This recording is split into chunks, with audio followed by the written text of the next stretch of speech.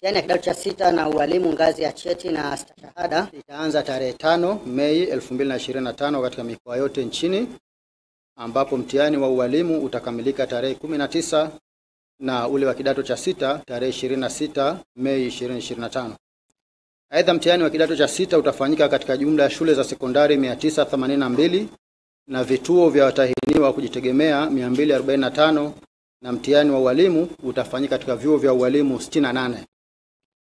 Kuhusu usajili, jumla ya watahiniwa 134,390 wamesajiliwa kufanya mtihani wa kidato cha 6, ambapo watahiniwa wa shule ni 126,957 na watahiniwa kujitegemea ni 7,433. Kati ya watahiniwa wa shule waliosajiliwa, wavulana ni 64,581 sawa na 51%, na wasichana ni 62,376 sawa na 49%. Kwa watahiniwa kujitegemea, wanaume ni 4,782 sawa na 64%, na wanawake ni 2,651 sawa na 36%. Kwa mwaka 2025 kuna ongezeko la watahiniwa 20,854 sawa na 18.4% ikilinganishwa na mwaka 2024 ambapo idadi ya watahiniwa ilikuwa 113,536.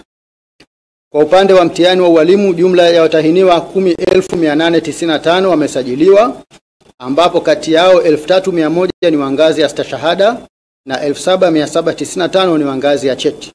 Kwa ngazi ya stashahada, wanaume ni 1,751 sawa na 57%, na wanawake ni 1,349 sawa na 43%. Aidha, kwa ngazi ya cheti, watahiniwa 3,808 sawa na 49% ni wanaume, na watahiniwa 3,987 sawa na 51% ni wanawake. Kuhusu maandalizi ya mitihani hii, baraza limekamilisha usambazaji wa mitihani husika, vijitabu vya kujibia na nyaraka zote muhimu katika mikoa yote nchini. Aidha, baraza kupitia kamati za mitihani za mikoa na halmashauri limeendesha semina kwa wasimamizi wote pamoja na kuhakikisha kuwa mazingira ya vituo vya mitihani ni tulivu na salama kwa ufanyikaji wa mitihani hii.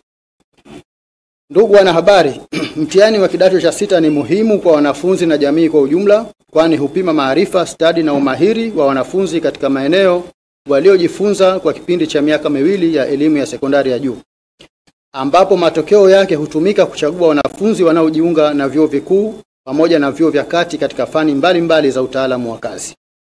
Kwa upande wa mtihani wa walimu, lengo ni kupata walimu makini ambao watafundisha katika ngazi ya elimu ya msingi na sekondari.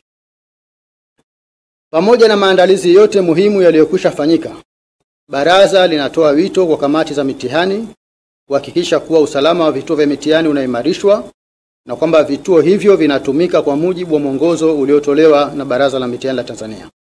Baraza linawataka wasimamizi walioteuliwa kusimamia mitihani kwa weledi na uadilifu wa hali ya juu na kuzingatia kanuni za mitihani, taratibu na miongozo ya baraza ili kila mtahiniwa apate haki.